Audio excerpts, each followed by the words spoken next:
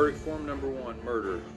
We, the jury, find the defendant Joshua Young. Send this kid home, wherever that's going to be. Just send him home. He's innocent. It's not a not guilty thing. He's innocent and you know it. Not guilty under instruction number 1. Verdict form number 2, tampering with physical evidence. We, the jury, find the defendant Joshua Young not guilty under instruction number 2. Ladies and gentlemen, those are the instructions. It's time for final arguments, beginning with counsel for Mr. Young.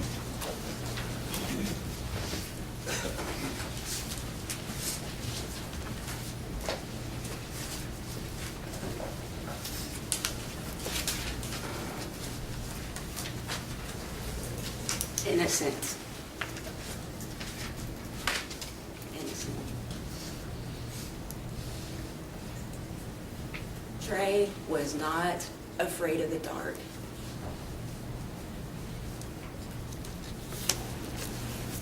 An Amber Alert went out on June 16th, 2011 because people were scared that Joshua Young was dead.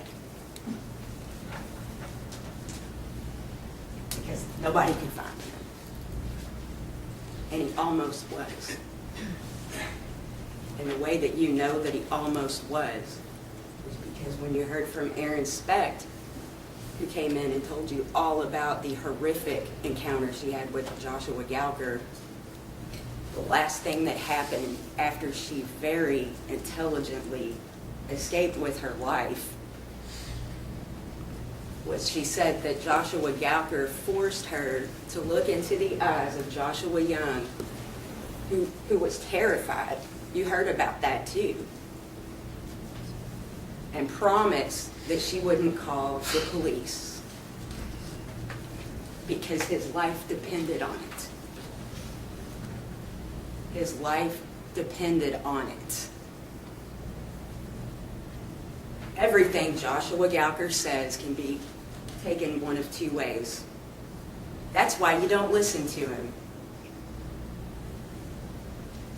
That guy is not a mastermind.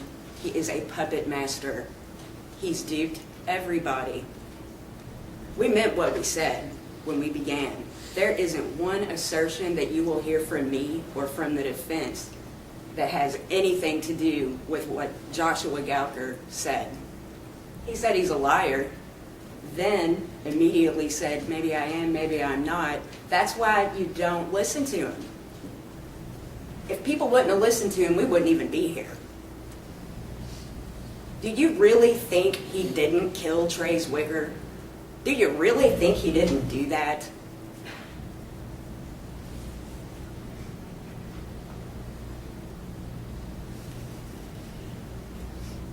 Do you really think he involved anybody else at all? Anybody else at all to carry out this horrible crime? And it was horrible. And that's how you know who did it, by himself. He planned it. For 10 years, he planned it.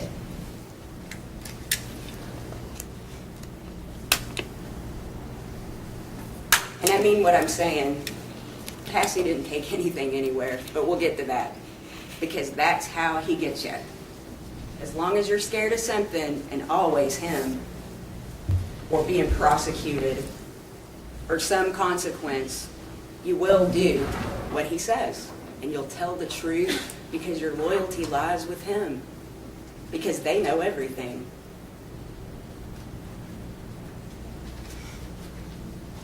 Just put him aside for a minute. There's not much else to talk about, but let's just put him aside. Because I know you probably expect me to get up here and rant and rave about Joshua Gouker, and how could I not? But that's not all this is about. There are two main areas you just need to kind of categorize and think about as you deliberate back there. There are words. There are so many words. When he was up here and he was being questioned by the prosecutor, something about the media came up. And you know he loved being up there. And I think it was put to him, some people just love to talk. That's true. Some people listen to that. Don't listen to it. You don't believe him anyway. And I know that the way that all of this evidence came in was rather confusing. We called some witnesses out of order. And different people were able to be here at different times, and so it was just kind of jumbled coming in, and I'm going to help you straighten that out. This is not a difficult case at all. This is a really typical, horrible situation involving domestic violence. And let me stop right there. This isn't about demonizing anybody. Amanda was being abused. I mean, let's get past that. It's not about putting her down or anything else. This was a household full of domestic violence. This crazy guy comes home from prison in October 2010. He walks right out and right to her. And that's where he began manipulating everybody and duping them. We defined duping, he and I. And he laughed. He laughed about a lot of stuff. And you can't blame anybody for getting duped by him because he's really good at it. Superficial charm. Immediately like him. Immediately like him. Don't feel bad if you found yourself laughing at some of the stuff he said, because he's good at it. After he began talking with Amanda, it wasn't long at all before he was living there. He also walked right into a social worker's office and sat down and said, I want my son back, I'm going to do this right. And you know, when he was talking all about that and we were talking about duping people, he was like, well, you know, it took me a little longer with them, but I cried. And he cried. He can cry just like that. You saw his mood go back and forth on a dime. Don't think he's not in control of that. Sometimes when people don't cry, inferences are drawn. Sometimes when they cry appropriately, inferences aren't drawn. Obvious ones. He went to probation and parole and gave him a false address, which he maintained for some time. Indicated he changed his address, take that or leave it, I don't care. But he lied to him. That's the third set of people he duped in days, weeks maybe, days. Joshua Young is in foster care at that time. His mother passed away, and he's in foster care. He's living with a foster family, a very loving foster family. And he wanted to live with his father. Who doesn't want to live with their father? Whoever their father is. He's his father. Time goes on. This very typical horrible situation within the house at 1356 Vim Drive escalated a lot more quickly than we think about in these situations. And if you think back to some of the telling things that Gouker said up here, he is very, very funny, very happy, very sad, very quick. That's what he said. Every once in a while, what he's really about comes out if you pay attention. Amanda understood where this was going, and she understood she had to terminate her pregnancy, and then she did that. And he was furious about that. She took his child, and don't think that he cared about that child. It was his possession, and you don't take things from him.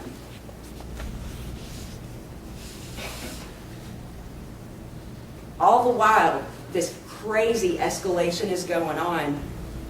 The perfect family front is being put up to CPS. In January 2011, Joshua Young had just started getting to stay the night over there in the middle of all of this. He wasn't even back in his father's temporary custody yet. That didn't even happen until the end of March. In this chaos, thank gave him back, and he wanted to go. That's his father. It's his father. He'd been there 6 weeks, and Trey was dead. May 10th, May 11th.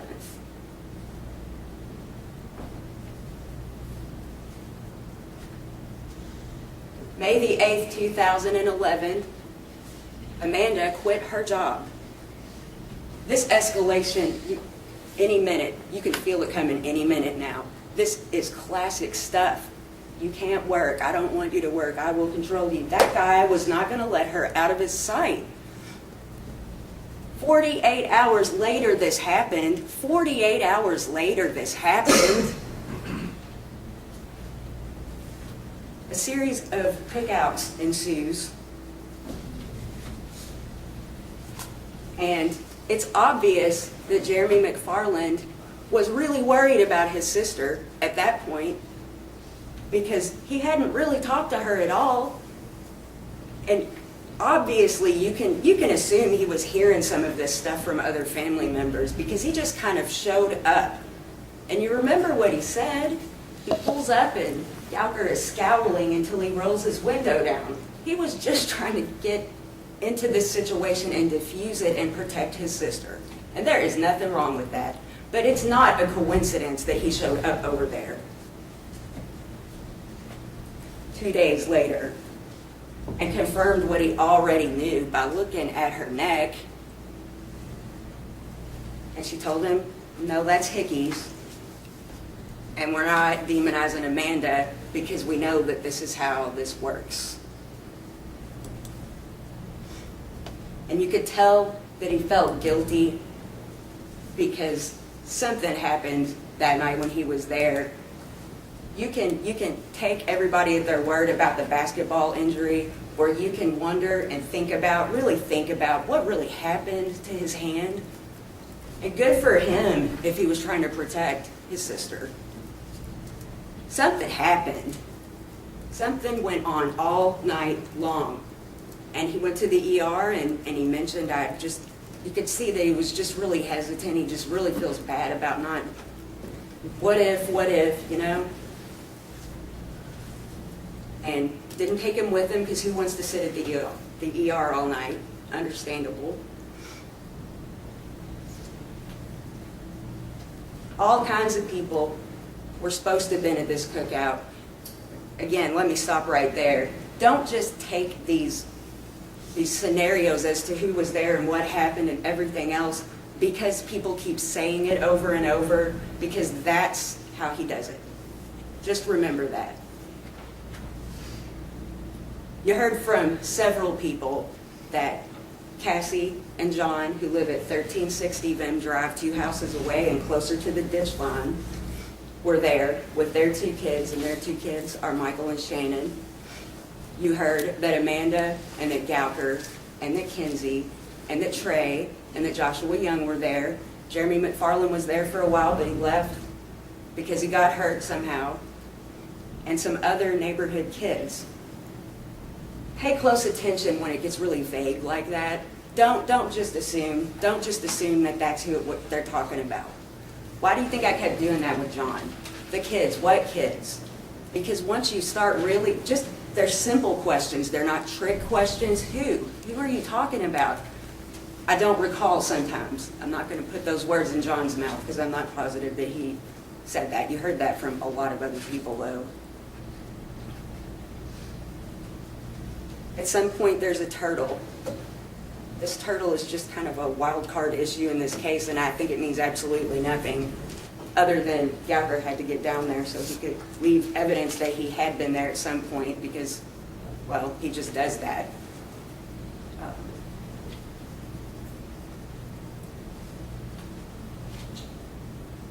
From that point forward, nothing is clear, and we don't know what the heck happened that night. And what you have to do is accept that we'll never know. Don't convict this boy because you don't know and he didn't cry at a funeral. We disputed that, obviously. We're insulted that we had to, but don't just convict because you don't know. We don't know who unscrewed the back porch light bulbs. We don't know why they did that. We don't know if it's because Amanda and Josh Gouker were going to have sex. We don't know if it's because Josh Gouker was going to ambush somebody. We don't know if Jeremy McFarland was going to come back and this was we don't know. We do not know. And we won't. And you won't. And I'm not going to represent to you what happened. That's how we got here. We do know some stuff. We do know that Joshua Young went to Cassie's. We know that John was down there. He lives there. We know that Cassie was down there. They went home. They went over there. And John told you that he watched Warriors, a movie, and it was on DVD. And he watched it with Joshua Young, and Joshua Young was in that house. You heard all kinds of stuff about, well, this was coming from Gouker, and I believe also from Amanda, back and forth to Cassie's house. Don't forget what I said. Maybe, maybe not. If you don't have more than words from that guy, and unfortunately from Amanda, think about it. Just think about it. And who cares if they were? Who cares if they weren't? The people present inside 1356 Vim Drive, we think it's a fair assertion to say, was Amanda, it was Gouker, it was Kinsey, it was Trey. We know that Amanda and Gouker, the only two people on earth, say and have said, and there's that repetition, and suddenly it's a fact. That's how he does it. That's how he does it. We know that they say, they give you an explanation for the light bulbs, and there's dispute as to who unscrewed those, and they were, well, actually, I think at trial, Amanda indicated that she wanted to clean in the dark, I believe, because the lights coming on was annoying back there. Either way, the story goes, Trey opens the door fully dressed. In some accounts, he says nothing. In others, there's a brief discussion. In some accounts, he just shuts the door. In other accounts, Amanda walks in, stands at the bottom of the steps, get your butt in bed, that's that.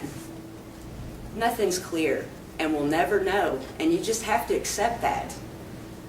Meanwhile, where's Joshua Young watching Warriors? I don't know. We do know that Gouker killed Trey early that night because of what was in his stomach. By all accounts, there's no way he could have had that much food in his stomach, and a lot of it, or some of it anyway, hadn't even begun to get digested. At one point, Gouker throws out this "he ate my leftovers" stuff. Don't forget he was indicted, so he's seen discovery.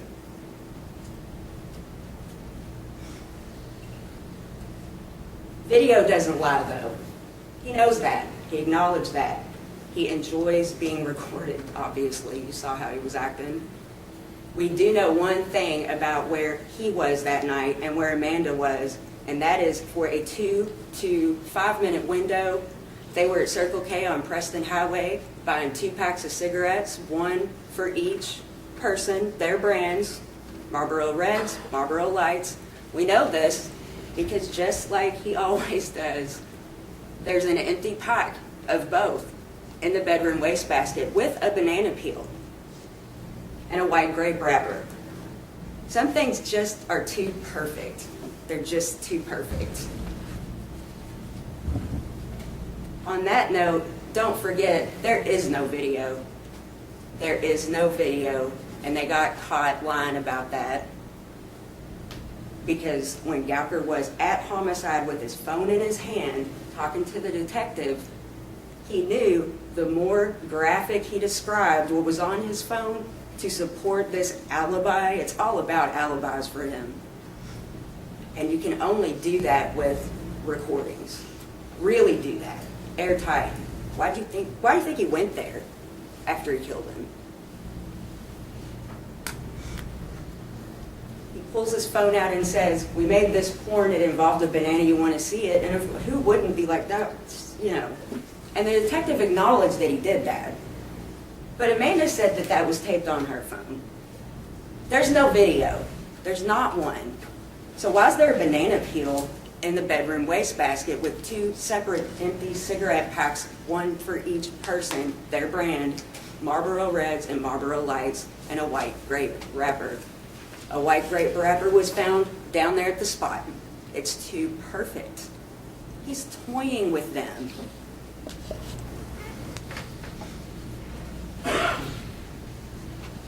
From there, after Circle K, that's really all anybody knows. Quiet of night, it was really hot the following day, and probably on the 10th. Just silence in that neighborhood. Sun comes up, it's a regular school day. Regular day, school buses coming and going, just the bustle of life, normal day. It's a Wednesday, Derby just happened. Till that afternoon, at some point, and we don't know when because it's just been all over the map, Trey's backpack is discovered at 1356 Vim Drive. But when Amanda, who's with Gouker, is standing right at the ditch at Vim, which would be past Cassie's from their place, suddenly she's alerted that there's a body up there. And what does she do? She takes Kinsey to Cassie's, and her and Gouker run through the neighborhood to get to Liberty, despite the fact that she, and everyone knows that trail is there, and that is the quickest way up there. It's the quickest way to get there. And maybe she knew then, and maybe she didn't, and maybe she knew way before that, and maybe she didn't, but something told her what happened, who it was, and who did it, and he was right beside her.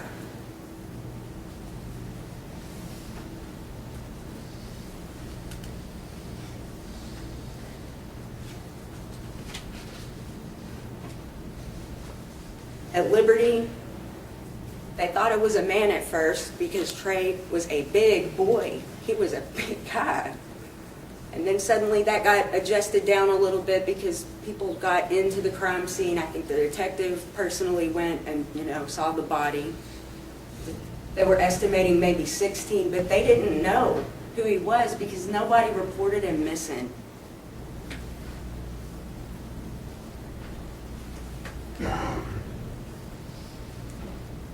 So finally, the decision's made that Trey Zwicker can see if it's his son.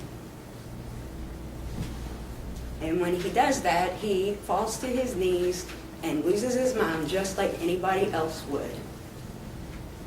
And 5 minutes later, he was in Detective Russ's car saying, "I know," and he didn't offer this. He was asked, "Do you think this guy," is talking about Gouker, "is capable of this?" "Oh, yeah." And very much takes the high road in giving a little synopsis of what the basis of that belief is. And nobody listened to him, not that day. Because Gouker and Amanda were separately being interviewed by another detective, and all he was talking about was Bridgewood. And he acknowledged, not that anybody really needs him to acknowledge, that there was a reason for that. It's all strategy.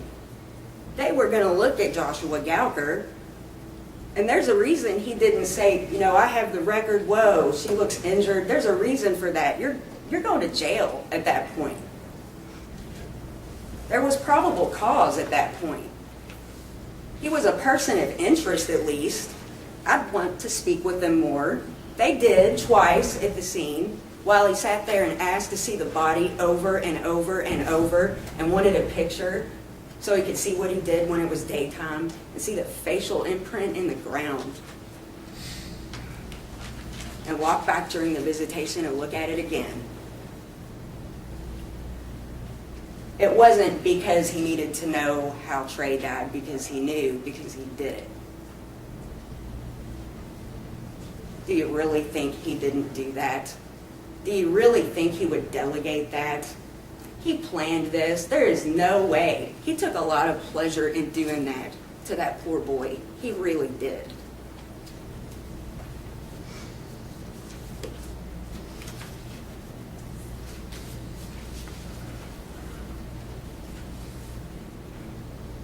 Gouker was pretty disgusted with the police investigation in this case, and that's why he may or may not have gotten himself indicted. Take those people they called in here and said, he told me this, he told me that, and demon seed. Take it at what it is. Whether he said those things to those guys or not, we don't care because we don't believe anything he says anyway. So that's where you get stuck. This investigation into Joshua Young, you notice how he's not even coming up? It's because he wasn't even there.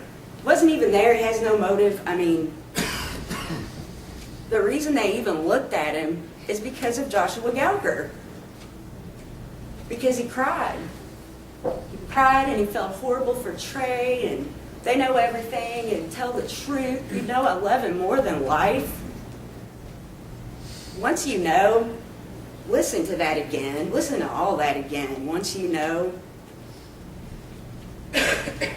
it starts, I don't even know how many versions he's told by now. He was asked about all of them, and then some. It starts with, my son did it, he told me he did it, and I feel horrible.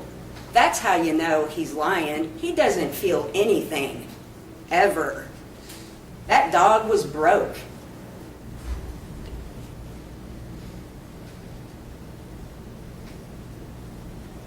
And the very next morning, you heard those calls. You can listen to stuff again. If you need to hear people, please listen to them again. Notice the tone of his voice as each conversation starts. It's different with each person. Does he cry when he's talking to John? No. John, tell the truth, man. He's threatening him. Cassie has to be reminded of loyalty because, I mean, she was going to falsely confess to tampering with physical evidence. That was important to keep her in line. Does he control you? I don't know. But you can listen to that stuff again. And you should, because it's your job. This is a murder case.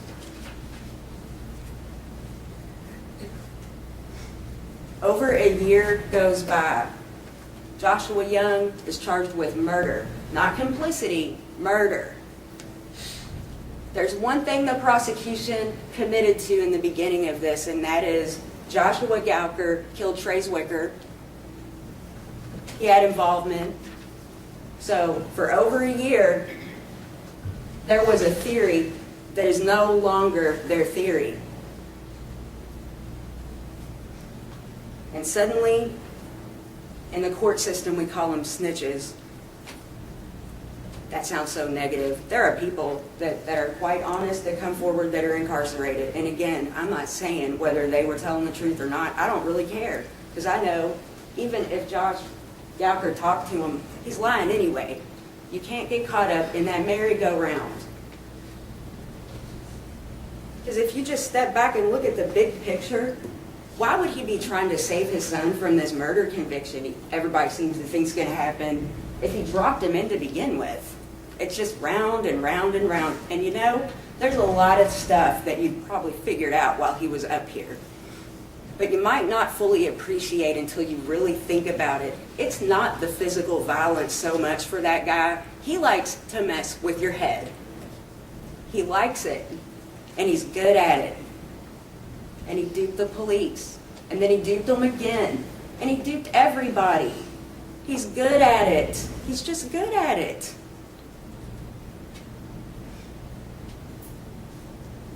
At Liberty, Gouker ran that scene. He talked nothing but, let me see the body, and those black kids from Bridgewood. And he laughed about that over and over. And when I said you had to have a red herring, he said, you gotta. And there's something about him, even then, that just, your guard just comes down. Even when he's talking about stuff like this, he's likable. He was allowed to have Amanda in his interview, despite the fact that that flies in the face of policy for any criminal investigation, particularly one this serious. He was allowed to see the body after just on and on and on with two separate detectives, an hour and a half after they knew for sure who it was. and had to know this guy is somebody we got to look at. It's not Joshua Young's fault that that stuff happened. It's not, oh, well, we didn't follow that, but, you know, that means that he was just trying to see the body because he really didn't do this. That's not fair. That's not fair at all. There was a very selective collection of evidence from 1356 Vim Drive on May 11th, 2011. A total of 4 pieces of evidence was collected from that house. And that's because initially the assumption was it had to be something sharp. There were 3 bats in the house that sat there until June the 6th when the house was searched again, and that's all they took that time. And the explanation was, well, that pertained to the animal cruelty investigation. They took a couple of knives the first time and some swabs, not from him, from Amanda and from Gouker.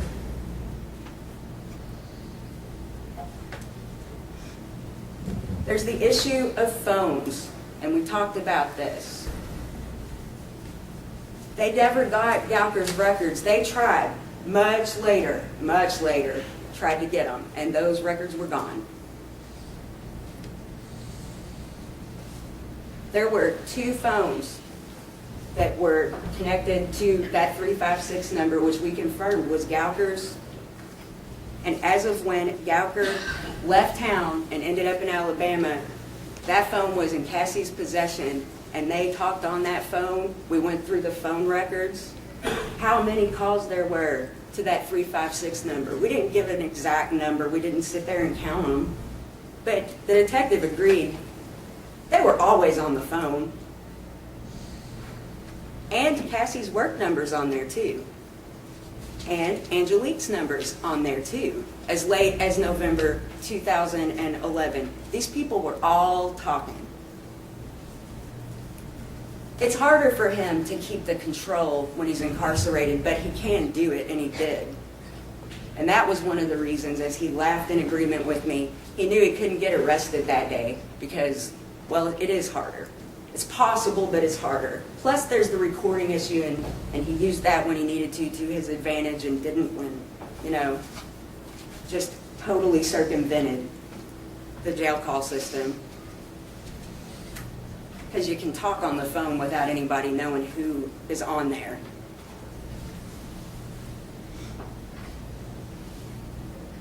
But after Alabama, the detectives drive straight back to Louisville, get Cassie on the phone for a minute, talk to her, and they go arrest Joshua Young for murder, and that's what they had. They had probable cause, we're told, that day. Reasonable minds can disagree. You've heard that Joshua Young confessed to several people, all of whom came in. One of whom said she didn't know if Mr. Gouker controls her. But let's start with Angelique. She's hid Joshua Gouker out twice now. You can review testimony. If you don't take me at my word for what she said about the U.S. Marshals coming over, watch that again. Just watch it again. They dropped their card off at one point. What? I thought he was in jail in Alabama. It's a completely ridiculous explanation, and she was happy to see him. That's just all there is to it. Because he's so likable, even though he's dangerous. On the phone in Alabama, Gouker plays her and Jahara against one another. There's a reason for that. Jahara couldn't recall anything at all because she was being drugged. She said she wasn't drinking, but in fact, she previously said she was drinking. We talked about what happens when you mix whatever she was taking, that she claimed she was taken by force. That wasn't her fault. She can't remember it. It's all a blur, except for one gleaming moment. She was totally sober, and this horrible version of events comes out. It's just really wicked sounding. And that's ridiculous. It's ridiculous. And Angelique and Jahara both told you they're scared of this guy. There's a reason he had to tell them that it was okay to talk. and he was never going to tell him it was okay to accuse him of murder. All you got to do is put Joshua Gouker in the spot that Joshua Gouker put him in. That's all he's doing, a little transference, as I asked him. That's all it is. It's not a difficult case to understand. Get past this stuff with this guy.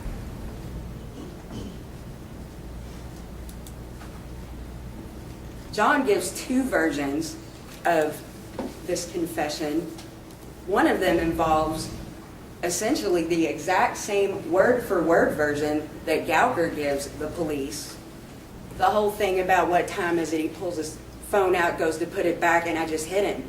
He says it in the same words as Gouker. And I asked him, does that sound familiar to you? No. Or maybe he didn't recall. Joshua Young then allegedly strips all his clothes off, runs naked through the neighborhood, drops them in a dumpster. I don't know. I don't even know. Disposes of the weapon. And the second version, that's more in line with Cassie's. Dumping evidence.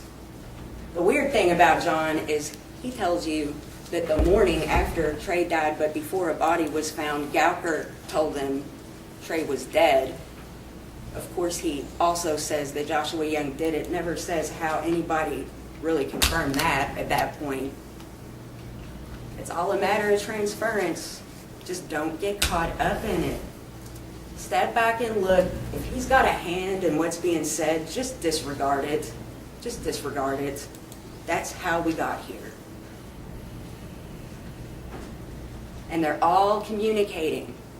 Cassie and John are a couple, a dysfunctional couple, and that's not criticism, but I think we agree. And there's a control thing going on there too. But the communication, if you're talking to Cassie, you're getting to John. If you're talking to Angelique, you're talking to Jahara. Jahara lied about when the last time she had talked to Angelique. I never talked to her again. She lived with Angelique's mom at 1242 Springdale. We went over that. We went over that a couple of times. She couldn't remember where she went when she got back to Louisville, but she knew right around this time she lived at Angelique's mom's. Angelique confirmed she lived at Angelique's mom's. And Angelique told you the last time they talked was August 2011. There was a lot going on in terms of falsely accusing Joshua Young of murder at that point. There was a lot going on.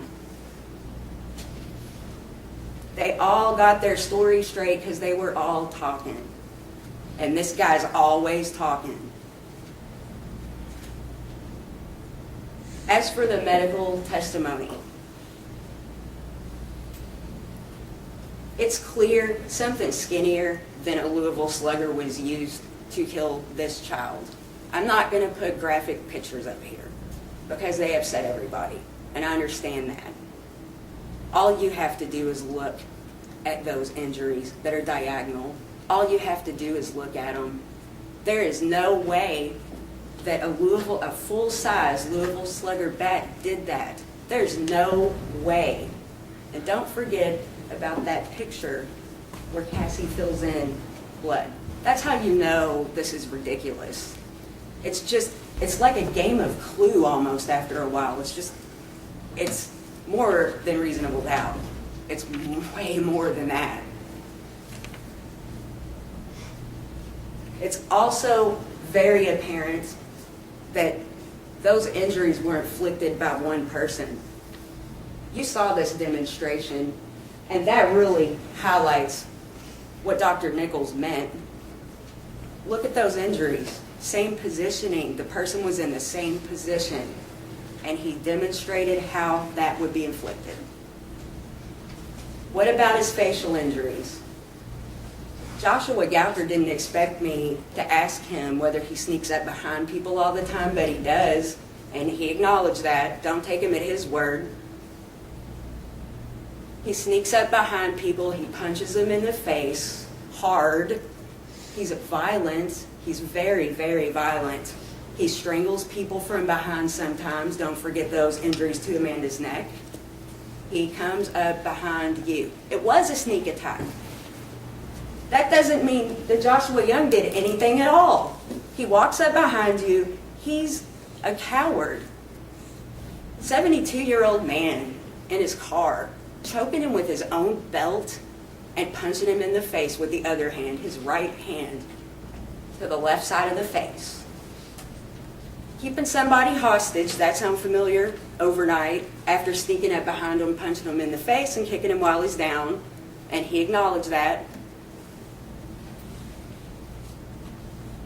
The experts might disagree on what happened to Trey's face, but that puts it to rest.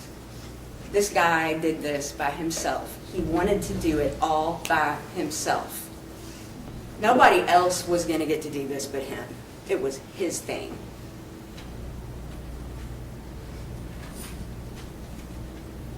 Joshua Young talked to the police on several occasions.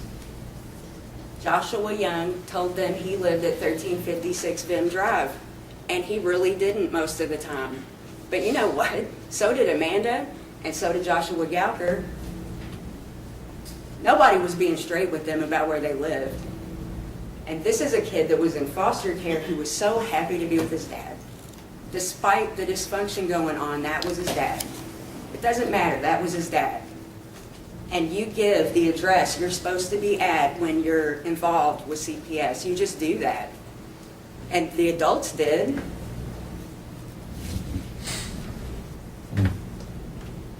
Listen to that statement at Liberty again. You're always hearing about how he doesn't cry. He just stares ahead like some gremlin or something.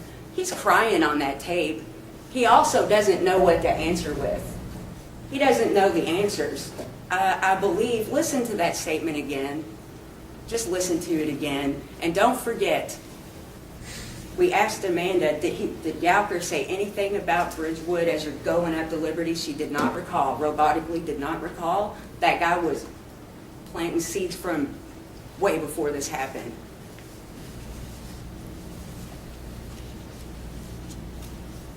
But listen to him, because he's crying and he's in shock, like people that feel things.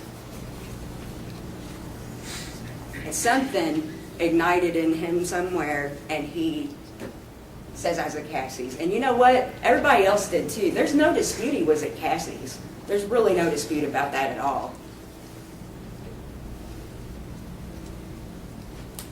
There's no physical evidence in this case at all, which is troubling, and I wish there was, because it would completely exonerate Joshua Young. Not that there's a basis to think he did anything anyway, but there's nothing. There's nothing because it wasn't collected. There's nothing because Joshua Gouker planned this quite well and left what he wanted you to think happened where it went.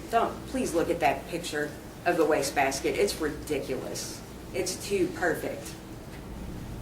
Every single assertion he makes to the police is supported by a piece of property, a banana peel, a video, except he really got one over on that alleged pornographic video that doesn't exist because we just caught him in that lie.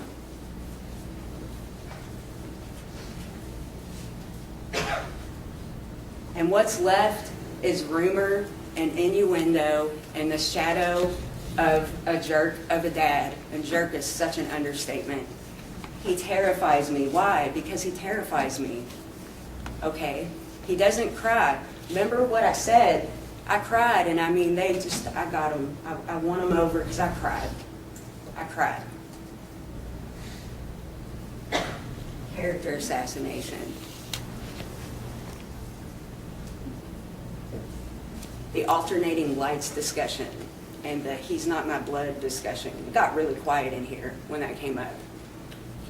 Did that lady call the police and go, I think somebody might have information about this? He was so cold and callous and he didn't cry and he was staring ahead like some little monster or something. No, they went to her later. She was like, now that I think about it, do you think people in this neighborhood weren't talking about what the heck happened to that kid up there and thought about lights? And people were talking about it. We don't even know the context of that conversation. And who cares?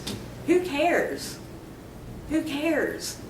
If that's what you need for a murder conviction, we are all in a lot of trouble.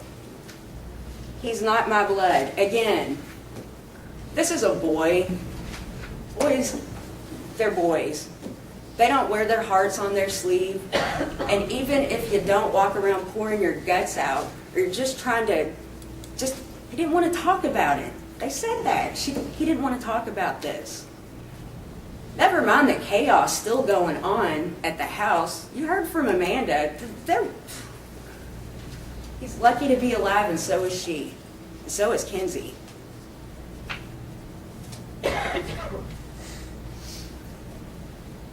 And that's what it really comes down to, is presumptions, assumptions, inferences.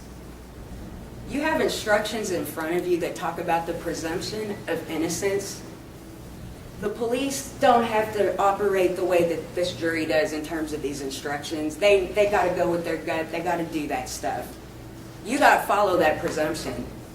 You have to hold their feet to the fire. This presumption runs the other way in this courtroom.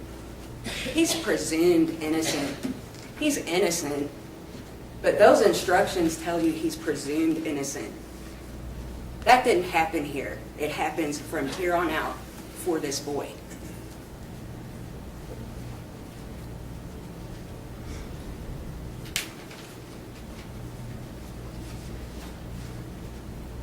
Who protects the kids? It's like we just forget about the kids, you know?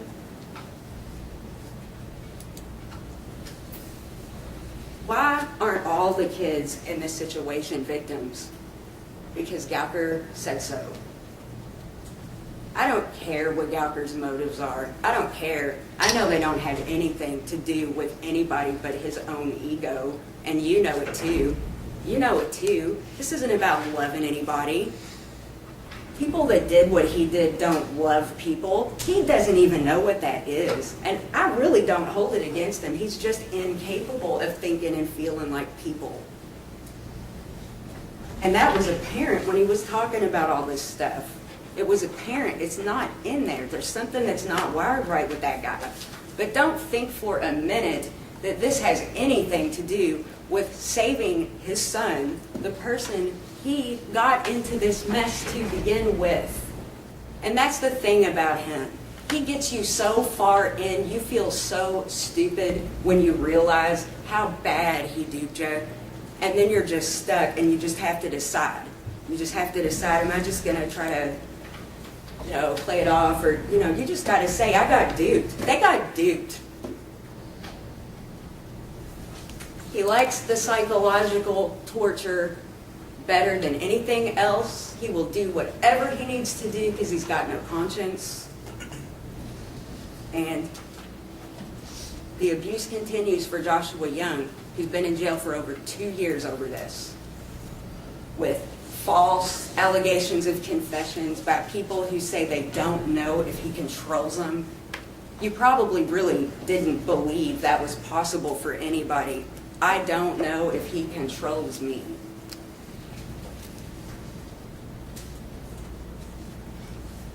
Or I'm afraid. That's legitimate. He's had a lot of fun with this. This was his moment in the sun, He told you, he got life. I'm not going to sit, he pled guilty, so our client's innocent. I'm not going to sit here and say that. I don't care what that guy says. I believe he did it because he did it. Don't buy into that stuff. Don't listen to that guy. Don't listen to those people connected to that guy. If you put all of that aside, not that it's believable to begin with at all, because it's factually disproven. If you put all that aside, there is a kid who was sleeping or watching a movie or something somewhat close to the location where a boy was brutally murdered by somebody who really enjoyed themselves. And that's disgusting. It's wrong. It's heartbreaking. But so were hundreds of other people sleeping or watching TV or whatever. He was in the vicinity. And that guy's his father. We do not apologize for a child wanting to live with their parents. Who doesn't want to be with their parents? Who doesn't do that? And look at that interview the clips that you saw, or my life is better with my dad and all that stuff. Okay. Did you notice how he was saying, I'm pretty sure that my dad didn't have anything to do with it either? There's a little bit of brainwashed kind of stuff going on right there. And look at how convinced he is. There's no way his dad would do this. He believed he didn't do it. The whole world was talking. Nobody would tell the police. But it was so apparent. The only person that's told the truth throughout this whole thing has been him, except for the CPS. I lived here and I was really over here. I mean, and so did everybody else. They all did that too. Why are we here? Why are we here? Send this kid home, wherever that's going to be. Just send him home. He's innocent. It's not a not guilty thing. He's innocent and you know it, and I can't believe that we are here. Send him home. Thanks. Ladies and gentlemen, let's take a 10-minute restroom break. Remember your admonition.